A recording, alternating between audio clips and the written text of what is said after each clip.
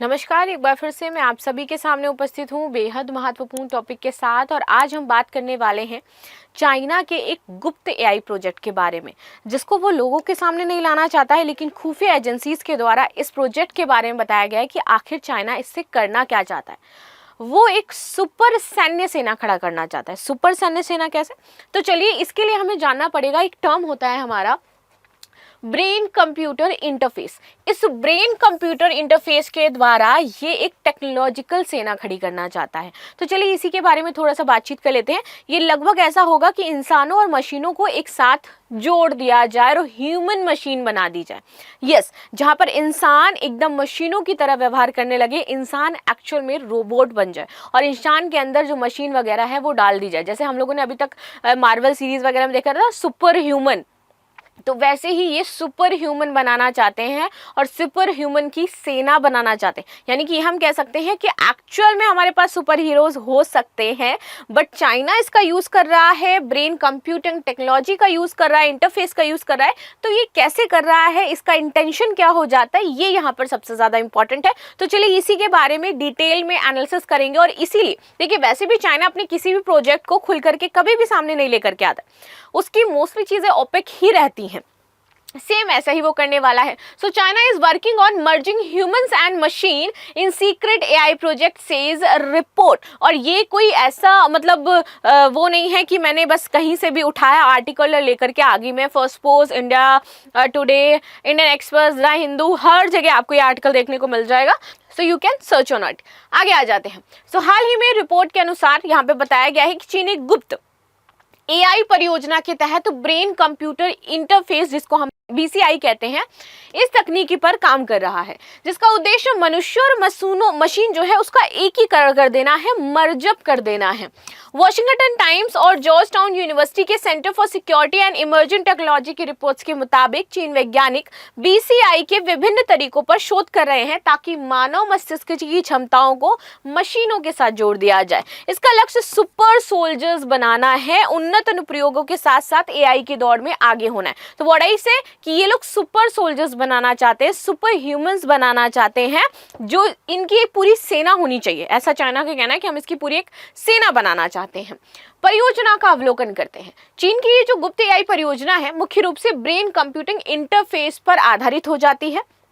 अब इसके लिए करता क्या है, ये जो मानव मस्तिष्क है हमारा, इसमें संज्ञानात्मक क्षमताओं कौन कौन सी होती है हमारी संज्ञानात्मक क्षमता, निर्णय लेना हो गया भाई, स्मृति रखना, भावनात्मक प्रक्रियाएं हैं, इसको कृत्रिम बुद्धिमत्ता एआई से जोड़ना चाहता है। यानी कि हमारे इमोशंस एआई से जुड़ गए, हमारी सोचने की क्षमता एआई से जुड़ गई। यानी कि हम बहुत, हमारे पास इतना डेटा होगा, इतना डेटा, कुछ भी हम स्टोर कर सकते हैं कहीं से भी। एकदम चैट जीपीटी रियल समझ लो, तुम ग्रॉक एआई रियल समझ लो कि जो तुमने आंसर पूछा मैंने उसका तुरंत आंसर दे दिया, क्योंकि मेरे पास इतना स्टोर है, राइट। भावनात्मक प्रतिक्रियाएं, पूरी तरीके से एआई इंसान बन जाएगा यहाँ पर। इस प्रोजेक्ट का मकसद ना केवल तकनीकी नवाचार करना है, बल्कि सैन्य, चिकित्सा और जो सामाजिक अनुप्रयोग हैं उसमें क्रांति लाना है, ऐसा चाइना कह रहा है।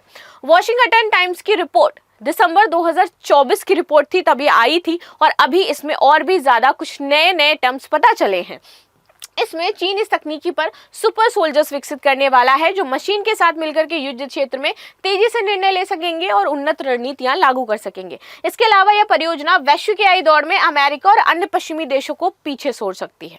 बिकॉज अभी देखते हैं तो भैया अमेरिका वर्क कर रहा है, एआई पे बेहतर वर्क कर रहा है, बट चाइना ने अगर सुपर सोल्जर्स बना लिए तो क्या करेगा अमेरिका और रशिया, राइट। आगे बात करते हैं तकनीकी पहलू। ये जो बीसीआई हो जाता है, देखो बीसीआई तकनीकी में मस्तिष्क के जो न्यूरोनल गतिविधियां होती हैं हमारी, इनको रिकॉर्ड किया जाएगा और उनका जो विश्लेषण है इसको इलेक्ट्रोड्स और अन्य सेंसर का उपयोग करके किया जाएगा। तो ये इस तरीके से वर्क होगा।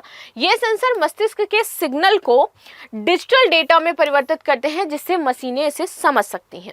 इसके विपरीत मशीनें भी मस्तिष्क को सिग्नल भेज सकती हैं, जिससे मनुष्य मशीनों को नियंत्रित कर सकते हैं और ये जानकारी प्राप्त कर सकते हैं। यानी कि मशीन एंड ह्यूमन एक हो जाएंगे, बातचीत कर सकते हैं, चीजें समझ सकते हैं, क्या आगे डिसीजन लेना है उस पर बातचीत कर सकते हैं और दोनों एक दूसरे को बेहतर तरीके से समझ पाएंगे। चीन की परियोजना में निम्नलिखित तकनीकी क्षेत्रों पर ध्यान दिया गया है, जैसे कि नॉन इनोवेसिव बीसीआई यानी कि स्केल्स पर लगाए गए सेंसर जो हम ईईजी है जिसके बारे में बात करते हैं, इसका उपयोग करके मस्तिष्क की गतिविधियों को पहले पढ़ा जाए। ये तकनीकी कम जोखिम भरी है, लेकिन सटीकता इसमें थोड़ी सीमित हो सकती है कि कितना सटीक इसमें हमें आउटकम मिल पा रहा है, कितना एक्यूरेट वर्क कर रहा है मशीन के साथ, राइट। इनवेसिव बीसीआई, मस्तिष्क में प्रत्यारोपित चिप्स और इलेक्ट्रोड्स का उपयोग किया जाए, यानी कि हमारे माइंड में चिप्स डालती जाए। यहाँ पर जो आपको सटीकता मिलेगी that is going to be 100%, right. यहाँ पर ये सटीक डेटा प्रदान करेगा। न्यूरोलिंक जैसी कंपनियों की तरह चीन भी इस दिशा में शोध कर रहा है। न्यूरोलिंक आप सभी को पता ही है, एलन मस्क इस पर वर्क कर रहे हैं जो कि अमेरिका का है, और सेम चाइना यहाँ पर वर्क कर रहा है। तो America and China they are both are competitors and they both work on same fields. जो भी पहले कर ले भैया हम वो बन गए हैं। एआई संचालित डेटा विश्लेषण, मस्तिष्क के जटिल सिग्नल्स को समझने के लिए उन्नत मशीन लर्निंग मॉडल बना रहा है ये। अनुप्रयोग, ड्रोन, रोबोट, हथियार प्रणालियों में मस्तिष्क के सिग्नल्स को नियंत्रित करने की क्षमता है। चिकित्सा अनुप्रयोग, लकवाग्रस्त मरीजों के लिए कृत्रिम अंगों को नियंत्रित करना या मस्तिष्क की चोटों का इलाज करना, ये इसमें वर्क कर सकता है। यानी कि ऐसा नहीं है कि ये सिर्फ और सिर्फ सेना के क्षेत्र में ही अच्छा बेहतर वर्क करेगा, या आपके मोस्टली जो चिकित्सा क्षेत्र है उसमें भी बेहतर काम कर सकता है। जिन सुपर ह्यूमंस की बात करते हैं हम 2050 तक सुपर ह्यूमंस देख पाए। मैं तो नहीं रहूंगी देखने के लिए, प्लीज़ गाइज मुझे आसमान में बता देना भैया क्या चल रहा है धरती पर, नहीं तो मैं भगवान से रिक्वेस्ट करती हूँ दोबारा मुझे पैदा कर देना एक सुपर ह्यूमन के तौर पर, राइट। आगे आ जाते हैं, सैन्य और रणनीतिक महत्व समझते हैं। रिपोर्ट्स के अनुसार चीन की पीपल्स लिबरेशन आर्मी इस तकनीक को सैन्य क्षेत्र में लागू करने पर विशेष ध्यान दे रही है। तो इनका जो मोटिव है, इनका मोटिव ये नहीं है कि भैया इससे हमें लोगों का भला करना है। China is not going to do anything जिससे किसी इंसान का भला हो या देश का भला हो, राइट। वो ये काम करना चाहती है अपने सैन्य क्षेत्र को मजबूत करने के लिए, और वो सुपर सोल्जर्स बनाना चाहती है। सैनिकों की मस्तिष्क को मशीनों से जोड़ करके उनकी प्रतिक्रिया समय, निर्णय लेने की क्षमता और शारीरिक सहनशक्ति को ये देखना चाहती है।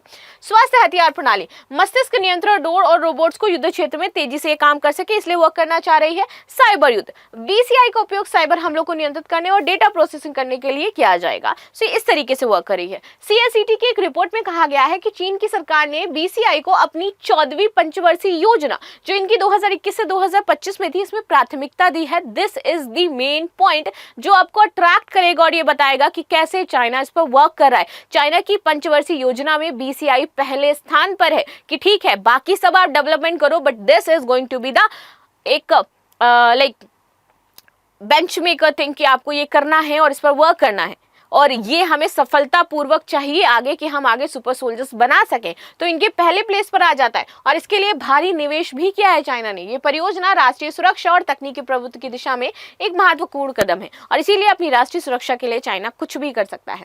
नैतिक और सुरक्षा चिंताएं, सबसे बड़ी चीज है चूंकि इनका ये जो प्रोजेक्ट है बीसीआई, देखिए उसमें कोई प्रॉब्लम नहीं है कि आप सुपर ह्यूमंस बना रहे हो, बट द रीजन इज कि हमें पता नहीं है कि आप वर्क कैसे करते हो। गोपनीयता आपने बना रखी है, आप दूसरे देशों के साथ साझा भी नहीं कर रहे हो, राइट। तो यहाँ पे सबसे बड़ी दिक्कत है कि अगर आप कुछ विकास करें तो कुछ इसकी नैतिक और सुरक्षा संबंधी सीमाएं होती हैं, लेकिन ये सीमाएं चाइना कभी नहीं मानता है।